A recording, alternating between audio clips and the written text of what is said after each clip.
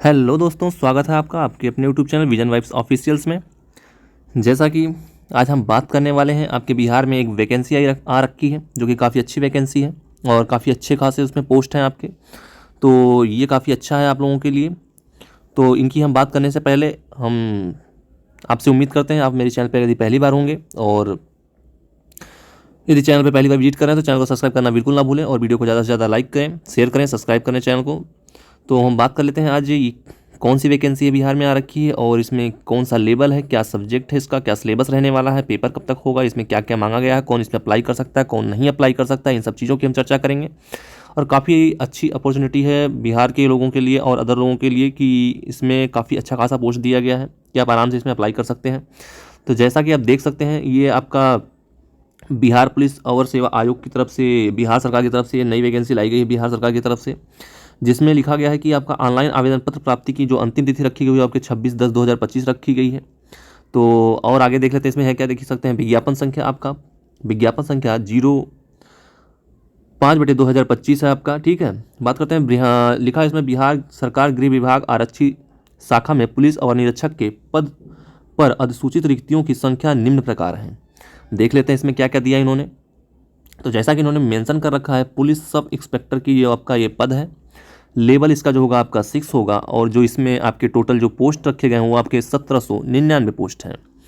तो हम कह सकते हैं कि काफ़ी अच्छी अपॉर्चुनिटी है ये कि 1799 पोस्ट है आपका, लेवल 6 की वैकेंसी है और पुलिस सब इंस्पेक्टर के लिए वैकेंसी है आपकी। फिर देखिए इसमें लिखा गया है कि ये वैकेंसी आपकी कब से कब तक आपको फॉर्म अप्लाई करने हैं। तो देखो इसमें लिखा पड़ा है कि इन पदों की नियुक्ति हेतु प्रतियोगी परीक्षा आयोजित की जाएगी। इसके लिए विज्ञापन संख्या 5/2025 यहाँ जारी किया जा रहा है कि ऑनलाइन आवेदन पत्र भरने की प्रक्रिया दिनांक 26/9/2025 से प्रारंभ होगी।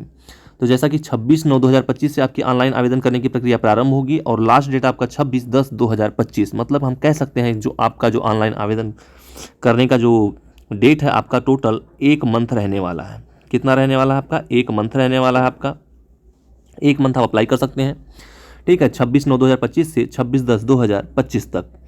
फिर इसमें लिखा गया है उक्त पदों के चयन के लिए बिहार पुलिस अवर सेवा आयोग अभ्यर्थियों से ऑनलाइन आवेदन पत्र प्राप्त किया जाएगा। ठीक है, इसमें आपको ऑनलाइन आपको अप्लाई करना है फॉर्म को।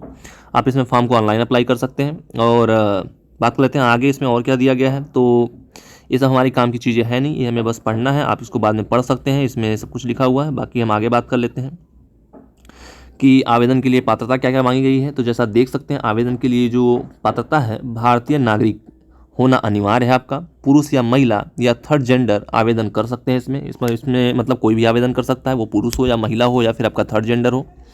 अभ्यर्थियों की शैक्षिक योग्यता क्या मांगी गई है, तो इसमें दिनांक 1/8/2050 तक किसी मान्यता प्राप्त विश्वविद्यालय से स्नातक या राज्य सरकार द्वारा मान्यता प्राप्त समकक्ष परीक्षा उत्तीर्ण होना अनिवार्य है। मतलब कि आपके पास स्नातक की डिग्री होनी अनिवार्य है किसी विश्वविद्यालय से, तभी आप इसमें अप्लाई कर सकते हैं। बात करते हैं इसमें उम्र सीमा क्या रखी गई है। तो जैसा देख सकते हैं इसमें लिखा है उम्र सीमा की गणना आपकी 1/8/2025 के आधार पर की जाएगी, परंतु वैसे अभ्यर्थी जो दिनांक 1/8/2024 को सरकार द्वारा निर्धारित अधिकतम उम्र सीमा धारित करते हों, वो भी उम्र सीमा के आधार पर आवेदन कर सकते हैं। ठीक है, फिर नेक्स्ट लिखा है इन्होंने अभ्यर्थियों की उम्र दिनांक 1/8/2025 को मैट्रिक अथवा समकक्ष प्रमाण पत्र के अनुसार निम्नवत होगी। ठीक है, तो जैसे इसमें छूट के बारे में बताया गया है कि इसको कितनी छूट दी जाएगी। जैसे अनारक्षित कोटि के पुरुष के लिए न्यूनतम 20 वर्ष और अधिकतम आपके 37 वर्ष तथा महिलाओं के लिए न्यूनतम 20 वर्ष और अधिकतम आपके 40 वर्ष दिया गया है। पिछड़ा वर्ग के लिए वैसे ही लिखा 20 वर्ष अधिकतम 40 वर्ष है। अनुसूचित जनजाति वगैरह के लिए आप थर्ड जेंडर वगैरह के लिए 20 वर्ष एंड आपका 42 वर्ष। ठीक है, आगे बात कर लेते हैं।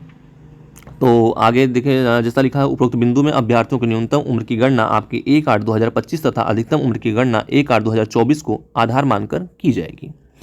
ठीक है, तो इन सब चीज़ों को इसमें मेंशन किया गया, इन सब चीज़ों को आप देख लें। इन सब चीज़ों में आप अगर जो आते हैं तो बिल्कुल इसमें अप्लाई कर सकते हैं। बाकी शारीरिक मापदंड के लिए इन्होंने क्या बता रखा है, तो ऊंचाई होनी चाहिए, सीना वजन के लिए अंक दे नहीं होगा, परंतु विहित आहार्यताएं पूरी नहीं करने वाले अभ्यर्थी जो होंगे आपके वो असफल किए जाएंगे। मतलब जो इनका प्रोसेस होगा, जो इनका क्राइटेरिया होगा, उसमें जो अभ्यर्थी बिल्कुल फिट नहीं आएंगे उनको असफल घोषित कर दिया जाएगा। इसमें ऊंचाई मांगी गई है आरक्षित एवं समान वर्ग एवं पिछड़ा वर्ग पुरुषों के लिए 165 सेंटीमीटर होना चाहिए। अत्यंत पिछड़ा वर्ग अनुसूचित जाति अनुसूचित जनजाति पुरुषों के लिए आपके 160 सेंटीमीटर। सभी वर्ग की महिलाओं के लिए न्यूनतम 155 सेंटीमीटर। तो महिलाओं के लिए 155 है, बाकी 160 और 165 है आपका। आगे देख लेते हैं इसमें सीने की बात की गई है इसमें, तो बिना फुलाए 81 सेंटीमीटर रखा गया है आपका, फुलाकर 86 सेंटीमीटर रखा गया है। फुलाने के बाद सीना कम से कम 5 सेंटीमीटर का अंतर अनिवार्य होना चाहिए, मतलब जितना आ रहा है उससे 5 सेंटीमीटर का अंतर बनना चाहिए। अनुसूचित जाति के लिए जनजाति वर्ग के लिए आपके 79 सेंटीमीटर एंड 84 सेंटीमीटर रखा गया है आपका। फिर ऐसे ही महिलाओं की मापी नहीं होगी आपकी, ये तो आपको सबको पता है आपका। बाकी महिलाओं का वजन देखा जाता है, तो सभी वर्ग की महिलाओं और उम्मीदवारों की न्यूनतम वजन आपका 48 kg होना चाहिए आपका। ठीक है, आगे देख लेते हैं। तो थर्ड जेंडर का भी सेम प्रोसेस रहेगा, जो महिलाओं के लिए वही सेम प्रोसेस आपका थर्ड जेंडर के लिए भी रखा गया है। अब इनकी नियुक्ति की जो प्रोसेस है वो प्रोसेस क्या है इनका, तो देख सकते हैं इसमें आपका नियुक्ति के लिए लिखा गया है लिखित प्रतियोगिता परीक्षा होगी आपकी। तो लिखा गया आवेदन पत्रों के संग्रहण के उपरांत आपके आवेदन पत्रों की समीक्षा की जाएगी। जिन अभ्यर्थियों के आवेदन पत्र सही पाए जाएंगे उनके लिए लिखित परीक्षा का आयोजन किया जाएगा। लिखित परीक्षा 2 चरणों में होगी, जैसा कि देख सकते हैं अदर जगहों पर 1 चरण में होती है, लेकिन आपके बिहार सरकार 2 चरणों में करवाएगी। एक होगा आपका प्रारंभिक परीक्षा, एक होगा आपका मुख्य परीक्षा। जो आपका प्रथम चरण होगा उसमें आपका प्रारंभिक परीक्षा लिया जाएगा। तो जैसा देख सकते हैं प्रारंभिक परीक्षा आपका होगा वो 200 अंकों का एक पत्र होगा आपका, जिसमें प्रश्नों की संख्या आपकी 100 होगी और प्रत्येक प्रश्न जो होगा आपका वो 2 नंबर का होगा। और जो आपका अवधि रखी जाएगी, जो आपका ड्यूरेशन टाइम होगा आपका, वो होगा आपका 2 घंटे का। 2 घंटे में 100 क्वेश्चन 200 अंकों का होगा।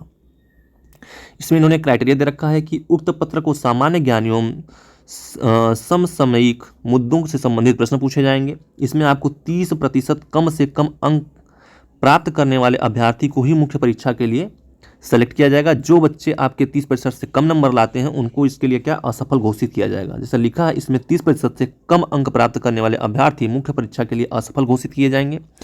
तो आपको जो प्रारंभिक परीक्षा होगा आपको उसमें कम से कम 30% से ऊपर आपको नंबर लाना है, तभी आप मुख्य परीक्षा में बैठ सकते हैं, वरना आप मुख्य परीक्षा के लिए असफल घोषित कर दिए जाएंगे। फिर इसमें नॉर्मलाइजेशन वगैरह का प्रोसेस होगा, मूल्यांकन के आधार पर देखा जाएगा, तो इसमें नॉर्मलाइजेशन वगैरह की प्रोसेस भी रहेगी इसमें आपके। फिर द्वितीय चरण में देख सकते हैं प्रारंभिक परीक्षा में सफल अभ्यर्थियों का मुख्य परीक्षा में सम्मिलित होने का अवसर प्रदान किया जाएगा। ठीक है, फिर मुख्य परीक्षा में 2 पत्र होंगे आपके। प्रथम पत्र 200 अंकों का सामान्य हिंदी 2 घंटे का होगा, जिसमें 100 प्रश्न होंगे आपके न्यूनतम। इसमें भी आपका 30 अंक प्राप्त करना अनिवार्य होगा, अन्यथा उन्हें भी अयोग्य घोषित कर दिया जाएगा। जो आपके 30 अंकों की जो आपकी हिंदी जो आपकी 200 अंकों की जो आपकी हिंदी का पेपर होगा, जिसमें 100 क्वेश्चन होंगे, उसमें आपको 30 नंबर से ऊपर लाना अनिवार्य, मतलब 30% से ऊपर लाना आपका अनिवार्य है। आपको 30% लाना है। यदि आप 30% नहीं लाते हैं हिंदी में तो आप बाहर कर दिए जाएंगे।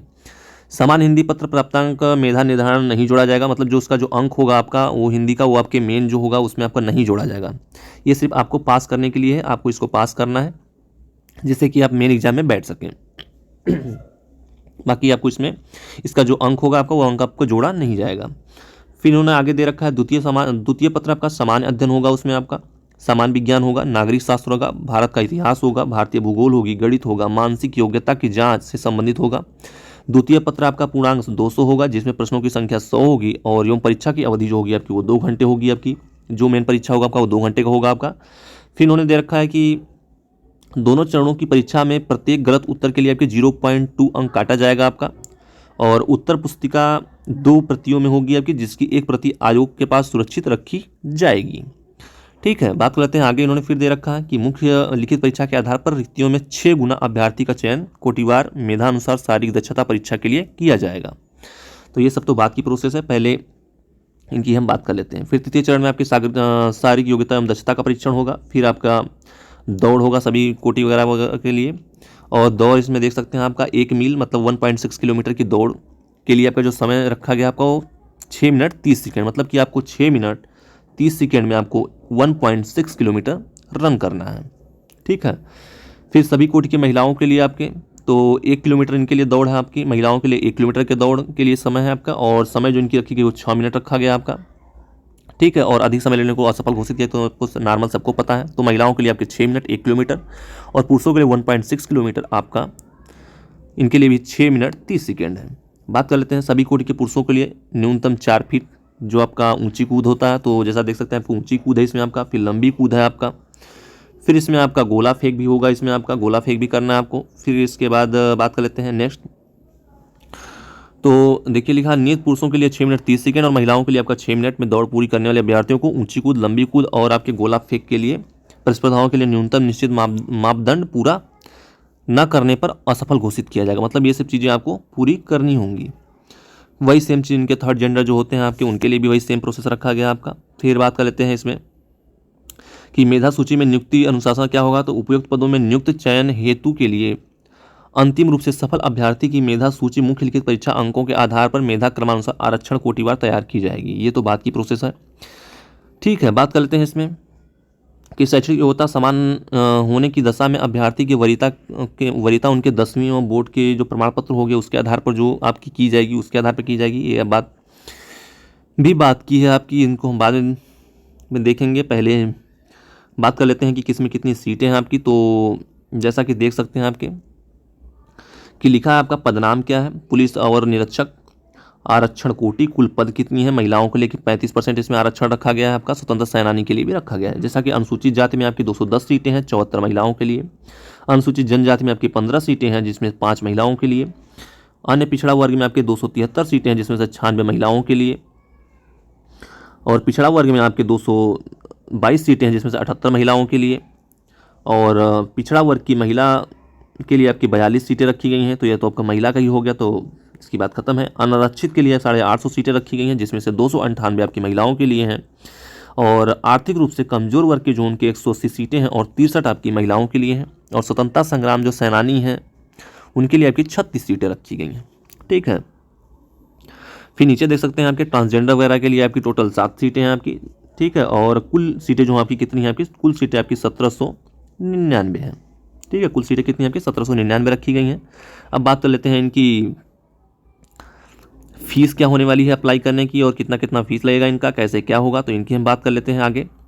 तो जैसा कि देख सकते हैं आपके ये सब आपका लिखा गया है कि किसको कितनी छूट दी जाएगी, तो आप बाद में देख सकते हैं। आपकी कट ऑफ की तिथि आपकी सभी अभ्यर्थी के लिए आयु सीमा, शैक्षिक योग्यता और अन्य आहार अनुभव, बिहार सरकार की सरकारी सेवा होने का प्रमाण पत्र एवं भूतपूर्व सैनिकों की आयु गणना के कट ऑफ तिथि आपकी 1 अगस्त 2025 निर्धारित की जाती है। ठीक है, बात कर लेते हैं नीचे आपके फिर चिकित्सा जांच वगैरह होगा आपका। ठीक है, फिर बात कर लेते हैं ऑनलाइन आवेदन प्रक्रिया। तो उपरोक्त पदों का चयन हेतु ऑनलाइन आवेदन पत्र भरने की पद्धति अपनाई गई है।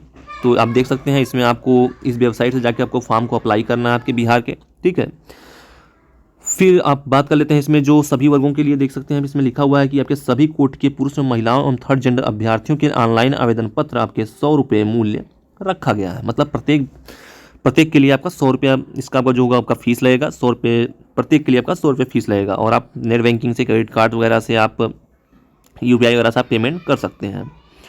ऑनलाइन आवेदन पत्र भरने के लिए वेबसाइट पर आवश्यक दिशा निर्देश उपलब्ध हैं आपके। और अभ्यर्थियों को सलाह दी जाती है कि आवेदन पत्र भरने से पूर्व सभी दिशा निर्देशों को भली भांति कर लें।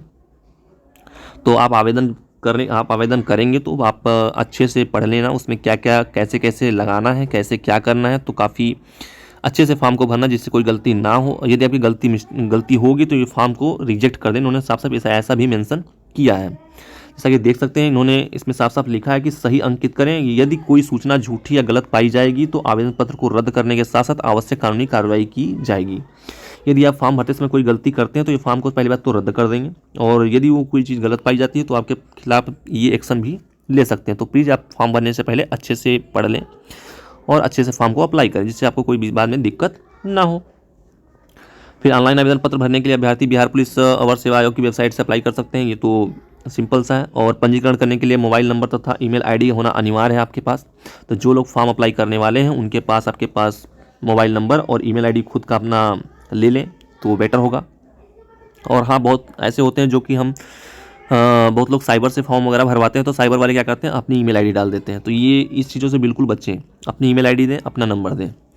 ठीक है, बात कर लेते हैं आगे।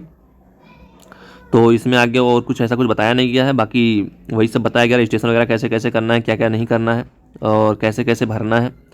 प्रमाण पत्र देखिए इसमें लिखा, प्रमाण पत्रों से मिलान के समय यदि कोई इनमें से कोई भिन्नता पाई जाती है तो अभ्यर्थी को उम्मीदवार रद्द कर दी जाएगी। यदि आपके किसी भी फॉर्म में या 10 के सर्टिफिकेट में जो हो गई आपकी, या 12th का हो गया या ग्रेजुएशन हो गया, किसी में यदि नाम मिस्टेक वगैरह है तो उसको प्लीज़ सही करवा लें। आधार कार्ड में कोई चीज़ गड़बड़ है तो उसको करेक्शन करवा लें। यदि आपके बाद में मिलाने पर यदि वो गलत पाया जाएगा तो आपकी जो फॉर्म होगा, आपका जो उम्मीदवार जो आप सेलेक्ट भी होंगे तो आपको रद्द कर दिया जाएगा, बाहर कर दिया जाएगा। सिंपल सा इन्होंने साफ साफ सब कुछ मेंशन कर रखा है इसमें। तो बाद में इसमें कोई सुनवाई नहीं होगी, सब कुछ मैच करना चाहिए, माता का पिता का नाम सब कुछ मैच करना चाहिए। जैसे इन्होंने साफ साफ इसमें लिखा है कि अभ्यर्थी 10वीं समकक्ष बोर्ड परीक्षा में मूल प्रमाण पत्र के आधार पर अपनी जन्मतिथि सही से उल्लेख करेंगे। आवेदन पत्र में अभ्यर्थी अपना नाम, पिता पति का नाम, पता आदि सूचनाएं बिल्कुल सही सही भरेंगे। प्रमाण पत्रों में मिलान के समय यदि इनमें से कोई भिन्नता पाई जाती है तो अभ्यर्थी उम्मीदवारी रद्द कर दी जाएगी। आवेदन पत्र में यदि कोई आवेदक गलत आरक्षण कोटि प्रविष्ट करते हैं तो उन उम्मीदवारों को रद्द कर दी जाएगी और आवेदन पूरी तरह से सशक्त खोलें कि किस वर्ग की कोटि में आप संबंध रखते हैं। ठीक है, तो इन सब चीज़ों को आप आराम से करके, इन सब चीज़ों को आराम से देख के फिर फॉर्म को अप्लाई करें। टाइम आपके पास बहुत टाइम है आपके पास। और ऑनलाइन जो आवेदन पत्र वो आपका 2 भागों में भरा जाएगा, इसको भी देख लेना आप फॉर्म भरते टाइम पे कि जो आपका आवेदन पत्र वो 2 भागों में भरा जाएगा। ठीक है, बाकी ऐसा कुछ बताया नहीं गया, बाकी वही सब इन्होंने मेंशन कर रखा है, क्या क्या करना है क्या क्या नहीं करना है, कैसे कैसे है आपका। बाकी आप फॉर्म को आराम से भर सकते हैं। ठीक है, फोटो आप करंट का बनवा लीजिएगा, फोटो आप करंट लगाइए, कोई भी डॉक्यूमेंट लगाइए आप करंट का लगाइए। जैसे आप कोई यदि आपको रिलैक्सेशन वगैरह चाहिए तो आप यदि कास्ट वगैरह लगाएं, डोमिसाइल वगैरह लगाएं तो करंट का लगाएं बनवा के, तो ज़्यादा बेटर रहेगा आपके लिए। ऑनलाइन आवेदन पत्र भरने की अंतिम तिथि जैसा कि मैंने बता दिया 26/10/2025 आपका, 26/9/2025 से स्टार्ट हो रहा है आपका। तो इन सब चीज़ों को आप देख लें और फॉर्म को आराम से सबमिट कर दें। हस्ताक्षर वगैरह आप अच्छे से सब पढ़ लें क्या क्या चाहिए उसमें। तो आपको जो जो डॉक्यूमेंट लगेगा आप कृपया अच्छे से लगाएं, इसमें कोई गलती ना हो। कोई गलती होने पे ये उस चीज़ को क्या करेंगे, आपके फॉर्म को निरस्त कर देंगे। उन्होंने साफ साफ इसमें लिख रखा है, तो इसमें कोई भी रिस्क लेने की कोई ज़रूरत नहीं है आप लोगों को। ठीक है, बाकी जैसा कि मैंने सब कुछ बता दिया है कि आपका फॉर्म कब से अप्लाई हो रहा है, कैसे कैसे अप्लाई हो रहा है। तो फॉर्म मैंने बता दिया कि 26/9/2025 से स्टार्ट हो रहा है आपका, और आपके 26/10/2025 जो आपका वो लास्ट डेट है आपका।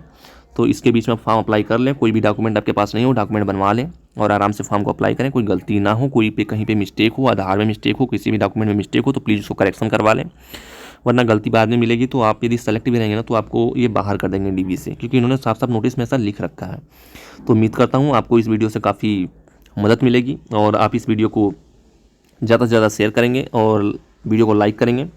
और प्लीज़ आप चैनल पे मेरी पहली बार हो तो चैनल को सब्सक्राइब करना बिल्कुल ना भूलें। चैनल को प्लीज़ सब्सक्राइब करें और ज़्यादा से ज़्यादा शेयर करें। तो उम्मीद करता हूँ कि आप लोगों को इससे काफ़ी मदद मिलेगा। तो आज के लिए बस इतना ही, मिलते हैं किसी नेक्स्ट वीडियो में किसी नई वैकेंसी के साथ। तो आज के लिए बस इतना ही। जय हिंद, जय भारत।